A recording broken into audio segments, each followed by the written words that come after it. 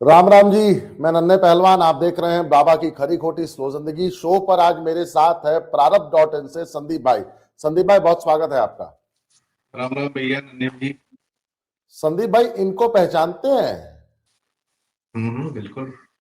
तो बस इस वीडियो को बैकग्राउंड में चलाऊंगा, थोड़ा कॉपीराइट का इशू है। इस हम्म। वीडियो को सुनिए और देखिए समाजवादियों का इस्लाम प्रेम। नहीं, हमारे साहित्य में और फिल्म जगत में पाकिस्तान को लेकर एक फोबिया रहा है। हमारे कवि आपने देखे होंगे, ज्यादातर जो ओज के कवि हैं, वीर रस के कवि हैं, पाकिस्तान को गाली दे के तालियां कमा लेते हैं और नाम कमा लेते हैं। लेकिन बहुत से कवियों ने और बहुत फिल्मकारों ने अच्छी मूवी भी बनाई है जो भारत पाकिस्तान एकता का संदेश देती हैं। पीछे कई मूवी मैंने ऐसी देखी हैं जिनमें अच्छा मैसेज दिया गया। एक वो आई थी, वीर जारा मूवी आई थी, उसमें बड़ा अच्छा संदेश था भारत पाकिस्तान को लेकर। और एक आदरणीय उदय प्रताप जी की नज्म है बहुत लंबी, पाकिस्तान के नाम, उसमें बड़ी पॉजिटिव बातें कही गई हैं। तो ये तो एक फोबिया से हम ग्रस्त रहे हैं ऐसा, लेकिन वो जो है जनहित में नहीं होता।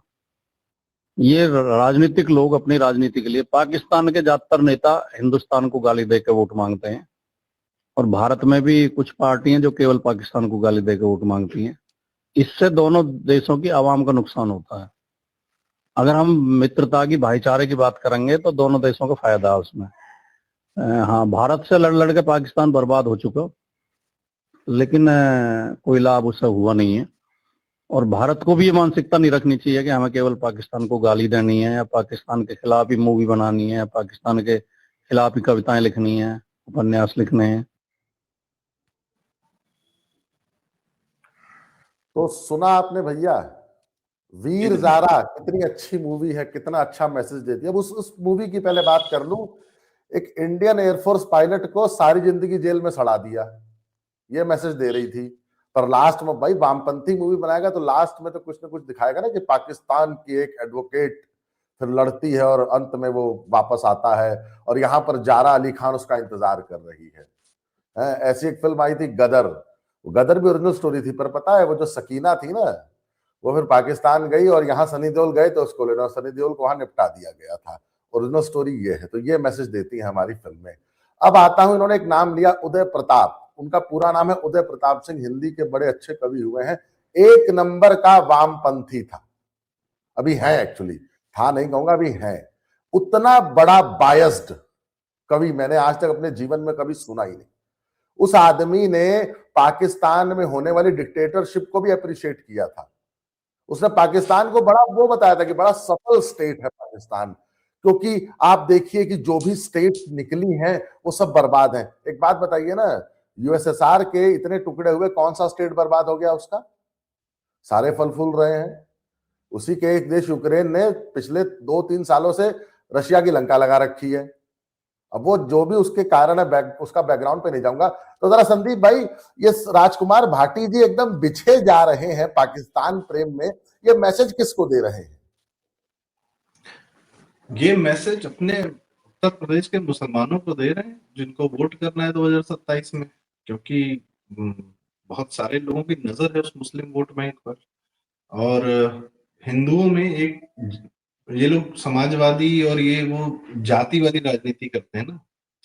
एक शब्द होता है जात, तो जात शब्द का लोग दुनिया भर का अर्थ निकालते हैं, पर उसका एक्चुअल मीनिंग होता है शख्सियत, आपका चरित्र। आपका चरित्र क्या है, आप अंदर से क्या है, एक इंडिविजुअल की बात होती है, वो आम भाषा में भी यूज होती है।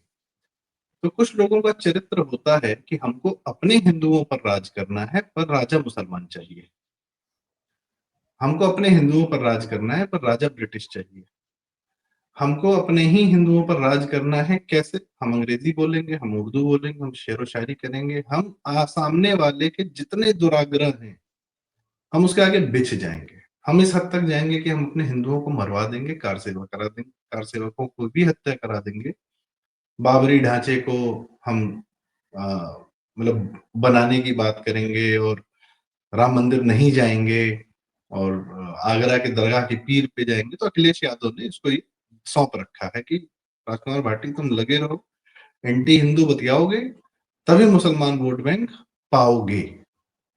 इनको क्या है ना, ये कन्वर्ट अभी बस नाम से हुए नहीं है, बाकी हो चुके हैं। कुछ अगर बायोलॉजिकल चेकिंग हो जाएगी तो पता चल जाएगा कि ये भाई साहब कटवा चुके हैं अपना, जो भी धर्म से इनका नाता था, सनातन धर्म से, उससे ये कट चुके हैं और अपना कटवा भी चुके हैं इस प्रकार से। तो कहने का मतलब ये है कि ये एक समूह है, ये चरित्र है जो हिंदुओं पर, भारत पर राज करने के लिए ये सपोर्ट ढूंढता है मुसलमानों में, विदेशियों में, आक्रांताओं में, और इनको कोई भी चलेगा। ब्रिटिशर्स के टाइम में बहुत सारे थे ना भारतीय जो ब्रिटिशर्स का साथ देते थे, ये उसी चरित्र के हैं, इसमें कोई बड़ी बात नहीं है। और भारत इन्हीं चरित्र के हिंदुओं से जूझ रहा है। इस्लाम तो क्लियरली बोल रहा है कि भैया मेरे को तुमसे मतलब नहीं, तुम्हारे साथ रहना नहीं, तुम पर आधिपत्य बना कर रखना है, तुम पे डोमिनेंस बना के रखना है, हमने यही किया। भाई वो अकरुद्दीन, वो जो फसादुद्दीन ओवैसी है, और उसका भाई, छोटा भाई बकबकउद्दीन ओवैसी है, तो ये सब क्या करते, क्या बताते, हमने राज किया था 800 साल, हमारा हुकूमत थी, हमारा ये। तुमने ये तो नहीं कहा कि तुम बहुत तमीज से रह रहे थे 800 साल से। कभी किसी के मुंह से सुना है कि हम 800 साल हम हिंदू और मुसलमान बहुत प्यार से रहे? नहीं, इनकी तो शब्दावली है कि आज प्यार से रह रहे हैं, क्योंकि प्यार से इसलिए रहे क्योंकि हिंदू की हुकूमत है। जब तुम खुद सत्ता में थे तब तो तुमको प्यार से रहने आता ही नहीं था, तब तो तुम कश्मीरी पंडित भगा रहे थे, तब तो तुम बंगाल से हिंदुओं को भगा रहे थे, तब तो तुम संदेश खली में महिलाओं का रेप कर रहे थे, तब तो तुम अकबर रहो के जो है हजारों महिलाओं का हरम बना रहे थे दिल्ली में। तुम टैक्सेशन बस लूट रहे थे, मंदिर तोड़ रहे थे। आज चूंकि सत्ता में नहीं हो, इसलिए आज तुम जो, अरे हमें तो प्यार से रहना है, हमें तो भाईचारे से रहना है, हमें तो बहुत तहजीब से रहना है, शेरो शायरी करनी है, हम लोग पुराने साथी हैं। अच्छा, असली समस्या क्या है? इस आदमी ने पाकिस्तान की बात की, तो जाहिर सी बात है फिल्म धुरंधर के रेफरेंस से बात की। बहुत सीधा रिश्ता है अन्य भाई। पाकिस्तान मुसलमानों की भारत पर विजय का प्रतीक है। एक हिस्सा काट के ले गए, दो हिस्से एक्चुअली, और वह पूरे हिस्से को उन्होंने पूरी तरह इस्लामिक बना दिया है। अब हम और आप चाहें आज के समय में कि हम उन पूरे हिस्सों को हिंदू बनाएं, तो ये अपने आप में बहुत बड़ी टास्क है, पर वह यह कार्य कर चुके हैं 47 से लेकर अब तक। खैर प्रोजेक्ट तो पहले ही से चल रहा था, तभी 47 में उन हिस्सों का बंटवारा हुआ।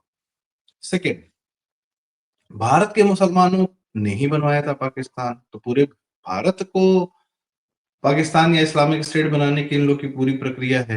राजकुमार भाटी को लगता है कि अरे यार हमारे टाइम में थोड़ी इस्लामिक हो जाएगा भारत, हमारे जब तक हम जिंदा रहेंगे तब तक मौज में रहेंगे, सत्ता में रहें, बस दैट्स इट। मर जाएंगे फिर देखा जाएगा साला क्या होगा भारत का, देश का। ये मानसिकता होती है कि अपने जीवन तक हमको सुख समृद्धि, समृद्धि तो नहीं, सुख चाहिए, सत्ता चाहिए, अय्याशी चाहिए। उसके लिए मुसलमान मेरी खोपड़ी पर बैठा रहा, मुझे कोई दिक्कत नहीं, मुझे बस अपने साथ रखे। हमसे कहेगा कि बाकी हिंदुओं को तकलीफ दो, हम दे देंगे। तो पाकिस्तान भारत के मुसलमानों को एक सोर्स ऑफ एनर्जी देता है कि हमने वो कर लिया था 47 में, हम फिर कर सकते, ठीक है, भले हम 10% हैं, 15% है, 20% है, हम फिर कर सकते हैं। बंगाल में, केरल में, बहुत जगह वो ये कार्य कर चुके हैं, आसाम में भी कई जगह वो कार्य कर चुके हैं, जहां बिहार में सीमांचल सीमांचल जो बोला जाता है, उन सब इलाकों में 70-80%, 90% हो चुके हैं। तो वो धीरे धीरे अपना कार्य कर रहे हैं। तो पाकिस्तान का जब, अच्छा, ये किसके माध्यम से करते हैं ये, जो मुसलमान वोट बैंक है, लोग कहते हैं भाजपा भारत की बहुत बड़ी पॉलिटिकल मशीन है। नहीं भाई, Muslim vote bank politics is the biggest political machine of India. Bharat की सबसे बड़ी पॉलिटिकल मशीन अगर कोई है तो वो पॉलिटिकल इस्लाम मुस्लिम वोट बैंक है। इसका सबसे रिसेंट उदाहरण देते हैं 2024 के इलेक्शन के रिजल्ट में। जाहिर सी बात है भाजपा की 240 आई और बहुत सारी चीजें हुई, एक और सीट एक मुस्लिम आदमी ने जीती, वो है असम की दुबरी सीट। वहां पर बदरुद्दीन अजमल नाम का एक आदमी है, AIUDF करके उसकी पार्टी है, उसने आसाम में बांग्लादेशियों को भरने का खूब काम किया। वो असम का वो हिस्सा जो है जहाँ असम में बंगाल से ज्यादा मुसलमान है परसेंटेज वाइज के हिसाब से, पर मैटर क्या है कि वो एक हिस्से में सीमित है, बाकी हिस्से में नहीं है। और इन्हीं लोग के इन्फिल्ट्रेशन की वजह से वहां पर उल्फा उल्फा का उदय हुआ था, सब कुछ हुआ था। तो बदरुद्दीन अजमल वहां का बहुत बड़ा मुसलमानों का नेता था, उसकी अपनी पार्टी। उसकी अपनी सीट पर जहां वो इनविंसिबल था, कांग्रेस का एक आदमी आता है, कुछ फहीम अंसारी या कुछ इस तरीके से नाम है, चुनाव लड़ता है, 10.5 लाख वोटों से चुनाव जीत जाता है और बदरुद्दीन अजमल हार जाते हैं। क्यों? क्योंकि राहुल गांधी ने उस जगह पे यात्रा की थी, मियाँ यात्रा की थी, जिसको हेमंत बिश्वा शर्मा जी मियाँ यात्रा कहते थे। और वहां से वो निकला तो वहां के मुसलमानों ने तय किया कि इस बार कांग्रेस के पीछे खड़ा होना है, राहुल गांधी को मजबूती देनी। 2024 में उसका असर दिखा जब 99 सीटें राहुल जीता और प्रियंका को भी जितवा दिया वायनाड से। ठीक है, तो देश भर और इसी बात से तकलीफ है तेजस्वी या अखिलेश यादव को, समाजवादी पार्टी। और ये जो मुस्लिम वोट बैंक है, इसको थोड़ा हिंदू चाहिए होता है, जैसे अखिलेश बोले ना, पीडीए, पिछड़ा दलित अल्पसंख्यक। हिंदू नहीं चाहिए, हिंदू में से थोड़ा चाहिए, बस दलित आ जाए, जो हिंदू से कट के आएगा वही चाहिए।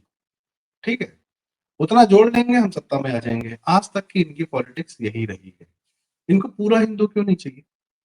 भाई तुम ब्राह्मणों में काम करो, सवर्णों में, ठाकुरों में, राजपूतों में, ओबीसी में, दलित में, सब में काम करो। पर तुमको क्या है, ये जो पॉलिटिकल लिंगो यूज कर, मैं नहीं करता हूँ, मैं नहीं करना चाहता हूँ, पर इनकी लिंगो को ही मान लेता हूँ थोड़ी देर के लिए। तुम सबको लाओ ना साथ में। तुमको सिर्फ और सिर्फ हिंदुओं के 2 हिस्से क्यों चाहिए? भाई कौन सा पॉलिटिशियन होगा जिसको सबका वोट नहीं चाहिए होगा? सबका वोट चाहिए होता है। लेकिन मुसलमानों के लिए जो पीडीए है ना, ये अल्प, लोग कहते हैं अरे अंग्रेजों ने भारत को बांट दिया या भारत में जातियों का विभाजन किया। लेकिन 47 के बाद से भारत को जातियों में बांटने का सबसे ज्यादा काम मुसलमानों ने किया है, फिल्मों के माध्यम से, नॉर्मल पॉलिटिक्स में, मीडिया को पैसा देकर। जो लगातार बात होती है ना कि मुसलमानों में भी बहुत सारी जातियां हैं, अलग अलग है, शिया सुन्नी, कोई बात क्यों नहीं करता, इनको एक क्यों मान लेता है? और हिंदुओं को मीडिया लगातार जातियों में विभाजित करके रखती है। ये मीडिया और ये सारे शब्दावलियां जो है, ये तो वामपंथियों की दी हुई है। तो मुसलमान को बटा हुआ हिंदू बहुत पसंद है, काटने में आसान रहता है। ठीक है, तो जो योगी जी ने कहा था ना, बटेंगे तो कटेंगे, वो एंटी था, एंटी काउंटर स्टेटमेंट था जो मुसलमान पॉलिटिक्स, पॉलिटिकल इस्लाम भारत के साथ करता है। उसको जातियों में बटा हुआ चाहिए हिंदू। तो ये टॉपअप कौन ला के देगा? ये राजकुमार भाटी ला कर देगा, समाजवादी पार्टी ला कर देगी कि मुसलमान तो साथ में है, थोड़ा बहुत हमको हिंदू और मिल जाए। अब वो कुछ लोग होंगे चरित्रवश। अब मैं बताऊं अनन्य भाई, आजकल ना आप देखेंगे लोग बात नहीं करते हैं, जातिगत वोटिंग नहीं होती। बिहार में जो जातिगत वोटिंग नहीं थी, महाराष्ट्र में जो जातिगत वोटिंग नहीं थी, हरियाणा में जातिगत वोटिंग नहीं थी, चरित्रगत वोटिंग होती है। आज के डेट में मोदी जी के पदार्पण के माध्यम से क्या हुआ है कि बीच के मिडिलमैन जितने थे ना, जनता और नेतृत्व के बीच में, विधायक, सांसद इत्यादि इत्यादि, वो सब धीरे धीरे हटते जा रहे हैं। यहाँ तक कि जो सर्विसेज है वो नेतृत्व सीधे पहुंचा दे रहा है। तो अब उस जनता को देखो, पहले जातिगत क्यों होता था? क्योंकि रिसोर्सेज ही नहीं थे। नेहरू गांधी, इंदिरा ने, राजीव गांधी ने समाजवाद, सेकुलरवाद फैला रखा था। आपका लाइसेंस कोटा परमिट राज था। यदि आप अपने नेता को नहीं जानते हैं तो आपके जीवन में आपको रिसोर्सेज नहीं मिलेंगे, चीनी नहीं मिलेगा, किरासन तेल नहीं मिलेगा, कॉफी नहीं मिलेगी, ये सब, इस तक टेलीफोन लाइन का कनेक्शन नहीं मिलेगा जब तक कोई नेताजी नहीं लिख देंगे। तो आपका इमीडिएट जो नेता से कनेक्शन था, विधायक से या सांसद से, वही आपको रिसोर्सेज दिलवा रहा था, क्योंकि कांग्रेस ने उन्हीं के माध्यम से रिसोर्सेज भारत में सौंपने का कार्य किया कि हम 2-2 बूंद टपकाते जाएंगे, अपने लोगों को बांटते जाना, तुम सत्ता में बने रहना। तब जातिगत वोटिंग की आवश्यकता पड़ी थी, वो सर्वाइवल था उन जातियों का, क्योंकि उनको करने कुछ नहीं दिया जा रहा था। कंजम्पशन पे लिमिट थी, प्रोडक्शन पे तो लिमिट थी ही थी, कंजम्पशन पे भी लिमिट थी। आज के डेट में जीएसटी है, कोई किसी भी प्रदेश से कोई भी सामान मंगा के व्यापार कर रहा है, सरकार को टैक्स भर रहा है, पूछने नहीं जा रहा। यदि कोई बहुत मतलब बहुत लाइसेंस वाला प्रोडक्ट नहीं है, जैसे दवाओं का काम है या किसी और का बहुत एक्सक्लूसिव प्रोडक्ट नहीं है, तो आप कहीं से भी, ऑनलाइन आदमी क्या कर रहा है, कुछ सामान बनाया, कुछ बड़ा यूनिक लगा, इंस्टाग्राम पे, फेसबुक पे वीडियो डाला, उठा के जीएसटी जीएसटी करके अपना बेच दिया, धंधा नहीं, खरीदने वाला खरीद रहा है, सरकार बस रेगुलेट कर रही है, अनुमति लेने के लिए किसी की आवश्यकता नहीं हो रही है। तो पॉइंट इज की ये, और यह समाजवादी लोग, मैं तब जो जातिगत वोटिंग होती थी ना, वह अब खत्म हो रही है, क्योंकि भारत की सर्विसेज, सरकार की सर्विसेज सीधे जनता तक पहुंच रही है। राशन राशन की दुकान पे मिल रहा है। अब आपको लगता है किसी काम के लिए विधायक के पास जाने की आवश्यकता पड़ती है? पहले तो रेलवे का टिकट भी कंफर्म कराना हो तो विधायक के पास जाइए, भैया लिख दो उनका टिकट कंफर्म हो जाए, तो कहीं ये जाने में दिल्ली पारदर्शिता पहुंचे। तो ये पारदर्शिता तो इस सरकार में आई है कि सब कुछ ओपन हो गया है। तो जब जनता पे सरकार डायरेक्ट पहुंच रही है तो बीच का आदमी नहीं चाहिए ना। तो मिडिल बीच मैन का नहीं आदमी चाहिए, तुम्हारी जाति का हो कि न हो उससे क्या फर्क पड़ता है, नहीं फर्क जब पड़ता। सरकार की सारी सर्विसेज आप पे डायरेक्टली पहुंच रही है। प्लस आपकी मैक्सिमम सर्विस तो आपका प्राइवेट सेक्टर आपको दे दे रहा है। भाई फोन है, डेटा है, इंटरनेट है, पानी है, अगर तो मैक्सिमम यूपी में तो लोगों ने बोरिंग कर रखी है अपने घरों में, जो कि कर भी सकते हैं, कोई दिक्कत नहीं है। कई लोग कहते हैं अरे बोरिंग बंद कर, नहीं भाई, यूपी का ज्योग्राफी अलग है, यूपी में बोरिंग वर्क्स, डजंट मैटर। आप वो पंप मार्केट से खरीद के ले आ रहे हैं, अपना प्लम्बर बुला रहे हैं, बोरिंग करवा रहे हैं, टंकी बन रही है, आप पानी इस्तेमाल कर रहे हैं, सरकार की आपको जरूरत ही नहीं। बिजली के लिए सरकार की जरूरत है तो बिजली वाले एकदम सिस्टम ठीक हो रखे हैं, सरकार आई है योगी जी, वो कह रहे हैं 24 घंटा देनी जाएगी बिजली, सरकार दे रही है बिजली, गाँव गाँव में दे रही है। गाड़ियां खरीदनी है, डीजल भरना है, सारे सिस्टम्स आपके मौजूद हैं। आपको किस चीज के लिए इस समय अपने विधायक के पास जाने की आवश्यकता है, ये बताइए। आवश्यकता ही नहीं। आपको लगता है अब क्या है, अब नेतृत्व के पास आपको, नेतृत्व कैसा होगा वह तय करेगा कि बीच का आदमी सही काम करेगा कि नहीं करेगा। ठीक है, आप अकेले विधायक को पहुंचेंगे, सांसद को बोलेंगे तो उससे उतना फर्क पड़ता भी नहीं। नेतृत्व ने जो उसको निर्णय दिया है वह वो कर रहा है कि भैया हमारी स्कीम सारी केंद्र सरकार की, उसको पूरी तरीके से इम्प्लीमेंट करिए, मेक श्योर कि एसआईआर हो रहा हो, तो कार्यकर्ता लगे हुए हैं, मेक श्योर कि सबको घर मिलना चाहिए, आवास मिलना चाहिए, शौचालय मिलना चाहिए, पानी मिलना चाहिए। किसका काम है? राजनीतिक कार्यकर्ताओं का। तो जब नेतृत्व तय कर रहा है कि नीचे तक सब कुछ जाना चाहिए, चाहे कोई विधायक हो, भाई यहाँ तो आज इसीलिए भाजपा क्या कर रही है, जब इलेक्शन चल रहा होता है, मान लो यूपी में 7 फेजेस में इलेक्शन है, सेकेंड फेज का इलेक्शन खत्म हो रहा, अभी चौथे फेज वाले के कैंडिडेट डिसाइड नहीं हुए, उनको 4 दिन पहले पता चल रहा है कि यहाँ पे कौन कैंडिडेट होगा। ठीक है, क्यों? क्योंकि फर्क ही नहीं पड़ता है, नेतृत्व पर भरोसा है। तो लेकिन क्या है, ये राजकुमार भाटी समाजवादी पार्टी अपने चरित्र से बाहर नहीं जा सकते। ठीक है, इससे पहले वैसे छोटी सी बात करूं, जो जनता है वो इस चरित्र को समझती है कि मुझे कर्मठ आदमी मोदी दिख रहा है, मुझे कर्मठ आदमी योगी जी दिख रहे हैं, मुझे शाह जी दिख रहे हैं, मुझे सब लोग दिख रहे हैं, तो यह कर्मठ है, मैं भी कर्मठ हूं, मैं भी ग्रो करने के, अपने अपने जीवन को बेहतर बनाने में, अपने परिवार को पालने में मुझे बेहतर माहौल चाहिए, बेहतर इंफ्रास्ट्रक्चर चाहिए, तो यह लोग प्रोवाइड कर रहे हैं, तो मैं इनको वोट देता हूँ। बीच में जातिगत इत्यादि सब खत्म।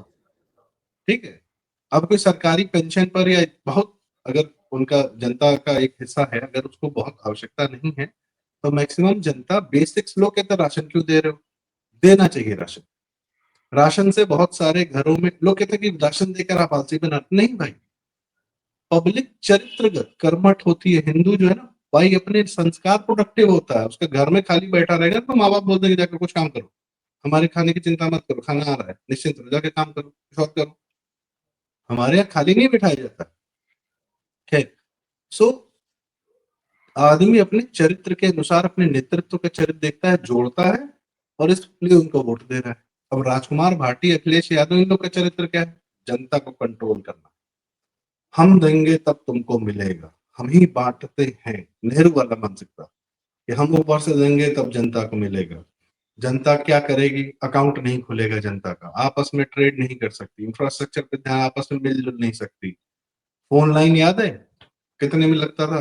3-3 साल लगते थे। 96 तक, 1996 तक लैंडलाइन लगवाने में छींके आ जाती थी, पीसीओ चलते थे लोगों को, क्योंकि अपने घरों में फोन लाइन लगवाना मुश्किल होता था। सर 99 में अटल जी की सरकार आई, सन 2000 में रिलायंस का जो 500 रुपए का फोन था, गली गली घूम रहा था 4 साल के अंदर। किसका फर्क था? नेता का। क्योंकि नेता को अपनी जनता से डर नहीं, कि जनता आपस में कम्युनिकेट करेगी, बतियाएगी, फोन पे बात करेगी, कोई दिक्कत नहीं, बतियाने दो, इट्स ओके फाइन, हमको डर नहीं है अपनी जनता से। जिसको जनता को कंट्रोल करना है वह जनता को नियंत्रित करने के लिए उसकी कम्युनिकेशन, उसके पैसे के ट्रांजैक्शन और उसके मूवमेंट को कंट्रोल करता है। नेहरू गांधी सबने इंफ्रास्ट्रक्चर नहीं बनाया, इंदिरा गांधी ने बैंक्स का नेशनलाइजेशन किया लेकिन अकाउंट नहीं खोले, वो तो मोदी जी आए तब जाके जनधन खाता खुला है, कह रहे लोगों को पैसा का ट्रांजेक्शन करने दो। ये जो पूरा जीडीपी बढ़ता हुआ दिख रहा है, इसका बहुत बड़ा कारण यह है कि जो अनअकाउंटेबल हमारा इकोनॉमी थी, वह यूपीआई के माध्यम से अब अकाउंटेबल हो गई है, वो सिस्टम में आ गई है। तो इकोनॉमी वही थी लेकिन अब वह अकाउंटेबल मोड में आ गई है, तो इसलिए हमारी जीडीपी बढ़ती हुई भी दिख रही है। ठीक है, और पैसे का ट्रांजेक्शन यूपीआई के थ्रू खटाखट हो रहा है।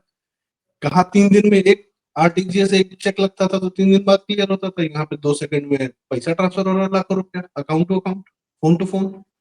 तो इससे इकोनॉमी में तेजी आती है ना। और मोदी जी को समस्या नहीं कि भाई जनता को जो करना आपस में करना है तो हम रेगुलेट कर लेंगे, बस हम ज्यादा जनता को स्वतंत्र करते हैं। यह जनता की स्वतंत्रता समाजवादी और भाटी जैसे लोगों को नहीं समझ में आती। ठीक है, अब इनका एक ही सहारा बचा है, वह है मुसलमान वोट बैंक। क्योंकि मुसलमान वोट बैंक भी जब सत्ता में आता है तो यही चरित्र करता है कि मुझे जनता को कंट्रोल करना है, सबको लूटना है। आप सोचो किसी भी, अब मैं क्या बताऊं, पाकिस्तान देख लो, इस्लामिक स्टेट है, क्या हाल है, आपस में ही मारना है, क्योंकि प्रोडक्टिविटी नहीं, पैरासाइटिक नेचर है पूरा का पूरा। यही चरित्र राजकुमार भाटी का और समाजवादियों का है। तो जो जितने अब समाजवादी बचे इसी चरित्र के, तो इनको मुसलमानों से उनके उनकी प्रक्रिया से, उनके लाइफस्टाइल से उनका पूरा चरित्र मिलता है, तो उनको उन्हीं का साथ चाहिए, उनका साथ चाहिए। तो बैठ के ये आदमी तो और गंदी गंदी बात बोलता है, ये तो आज पाकिस्तान के फेवर की बात कर रहा है, तो एंटी हिंदू कितनी बातें करता है, राम जी के बारे में बोलता है, रामचरितमानस को फालतू किताब बोल चुका है। ये सब करेगा, ये अभी सब करेगा। और अभी 27 तक देखो ये कितना और नीचे गिरता है। तो ये इसका चरित्र है। ठीक है, ये आदमी अपने चरित्र से बाहर नहीं जा रहा है, ये अपने चरित्र की तरफ और ज्यादा जाता जा रहा है। और अंततः होना यही कि सेकुलर लोगों का, ये बहुत सेकुलर है ना, सेकुलर शब्द का इस्तेमाल सिर्फ इसलिए करते हैं कि ये नहीं कह सकते कि मुझे एंटी हिंदू काम करना या एंटी हिंदू बात बोलनी है। सेकुलर नाम के मुखौटे के पीछे पूरा काम एंटी हिंदुज्म का चल रहा होता है। ठीक है, ये पाकिस्तान के फेवर की बात इसलिए कर रहा है क्योंकि यहाँ के मुसलमानों को, पॉलिटिकल इस्लाम के या वोट बैंक वालों को जो तकलीफ हो रही है योगी जी के होने से, अरे यार हम फट नहीं पा रहे हैं, हम यार गाड़ी नहीं काट पा रहे हैं, हम गाय नहीं काट पा रहे हैं, हम माफियागिरी नहीं कर पा रहे हैं, टेंडर हिंदू भी लेके जा रहा है। मुख्तार थे, अतीक थे, वो किस इलाके में, पूरे इलाके में इनका काम होता था तो पूरा हिस्सा उनके पास पहुंचता था, प्रॉफिट मार्जिन। वो पता नहीं कहाँ गए वो लोग, उनके सारे चले चपाड़े गुर्गे सब चले गए। हम ये कर नहीं पा रहे, इसलिए हमें बड़ी तकलीफ है, हम पे अत्याचार हो रहा है। उनको एनर्जी देने के लिए, उनको संभालने के लिए, उनको अपना कंधा दे रहा है ये आदमी, परेशान मत हो, हम लोग आएंगे तो तुम लोग ये फिर से कर सको। तो ये बताना चाह रहे हैं जिन्होंने, भाई बड़ी लंबी चौड़ी भूमिका हो गई, पर I think I made my point. आपने वो जो आपने मैसेज देना था ना, चरित्र, आपने समाजवादियों का बड़ा अच्छा चरित्र चित्रण किया है कि मुसलमानों की चाटना इनका चरित्र है। मैं बस इस वीडियो को समाप्त करने से पहले 20 मिनट बोले, हाँ एकदम बहुत सही, आपने बड़ा एक सही लाइन में समेट दिया। गागर में सागर कर दिया भाई जी। संदीप भाई ने बड़ा सही समझाया दर्शकों को। संदीप भाई बस एक बात ऐड करूंगा कि जिस सीट की आप बात कर रहे थे ना, रकीबुल हुसैन और बदरुद्दीन अजमल वाली, ये बदरुद्दीन अजमल को जिसने हराया रकीबुल हुसैन ने ना, डुगरी से, इसका मैं बता दूं कि जब तरुण गोगोई पहली बार मुख्यमंत्री हुए ना 2001 से 2006 में, तो ये बॉर्डर एरिया डेवलपमेंट मिनिस्टर था। अब इसने बॉर्डर कितने डेवलप किए वो तो नहीं पता है, लेकिन हाँ इसने रोहिंग्या और बांग्लादेशियों को खूब डेवलप किया अपनी डुगरी में। और मैं ना इस वीडियो को देखने वाले अगर एक आध कोई पाकिस्तान परस्त या इस्लाम परस्त या कोई सपा परस्त है ना, तो उसको एक छोटा मैसेज दूंगा। संदीप भाई, दिल्ली में आईएसबीटी तो आपने भी देखा है, मैंने भी देखा है। आईएसबीटी से टुवर्ड्स यमुना जी चलो, 1 किलोमीटर है मुश्किल से यमुना जी पे, वहां एक घाट है, नाम भूल रहा हूँ उसका, पता नहीं कौन सा, न्यास घाट करके कुछ है, विनायक न्यास घाट शायद। संदीप भाई वहां ना ये जो जंगली बबूल नहीं होता, झाड़ी वाला, एक तो होता है पेड़ होता है जो हमारे इंडिया में पाया जाता है, ये जो अरब कंट्रीज में पाया जाता है वो बबूल के झाड़ होते हैं। वहां पे तिरपाल डाल के जो विस्थापित हिंदू है ना पाकिस्तान से आए, वो वहां रहते हैं। उनका कंडीशन देख लो संदीप भाई, आंखें खुल जाती हैं। जो लोग कहते हैं के किले के पास रहते हैं, राजस्थान में रहते हैं। हाँ, उमेंद्र रत्न जी हैं, काम करते हैं, स्वाति गोयल शर्मा जी हैं, उन लोग के लिए काम करती हैं, सेवा में। धर्मांश नाम है ना, उमेंद्र रत्न जी का धर्मांश है, स्वाति गोयल शर्मा जी का सेवन है। ये दोनों लोग बहुत अच्छा काम करते हैं पाकिस्तानी हिंदुओं के साथ, बहुत तकलीफों में, कम रिसोर्सेज में, लेकिन करते हैं। अब जिसको ज्यादा पाकिस्तान नहीं सुधरती, जिसको पाकिस्तान से प्यार आ रहा भैया, आईएसबीटी से 1 किलोमीटर दूर है, हिंदू रह रहा है, जाके केजरीवाल ने क्या किया था पता है इन लोग के साथ? इन लोग की जितनी छत वत थी ना, सब उखड़वा दी थी, केजरीवाल ने बुलडोजर चलाया था, पाकिस्तानी हिंदू जहाँ रहते थे वहां पर। कहता सफाई, ये घुसपैठ करते हैं, चोरी करते हैं। नहीं कह रहा था सबको ले आओगे क्या, केजरीवाल की जबान थी। तो संदीप भाई बहुत धन्यवाद आपका, आपने समाजवादियों के चरित्र को बड़ा अच्छा दर्शकों को समझाया। अन्य किसी विषय पर फिर आपसे मिलेंगे। ऐसे दोगले चरित्र के लोगों को पहचानिए, इनको एक्सपोज करिए, हमारी वीडियोस को शेयर करिए कि और लोग भी देखें कि राजकुमार भाटी नहीं, एक्चुअली ये अखिलेश यादव बोल रहा था, ये राजकुमार भाटी तो सिर्फ मुखौटा, ये अखिलेश यादव के बोल थे, वो देखो स्क्रिप्ट अखिलेश यादव भी टोपी पहने हैं, मुसलमान भी टोपी पहनता है, और जो बहुत दिन तक लगातार टोपी पहन लेता है, ये टोपी जिसके शरीर का हिस्सा हो जाती है तो उसका दिमाग हो जाता है बंद। जी, तो संदीप भाई बहुत धन्यवाद आपका। अन्य किसी विषय पर फिर आपसे चर्चा करेंगे, तब तक के लिए जय श्री राम, हर हर महादेव। जय श्री राम, हर हर महादेव।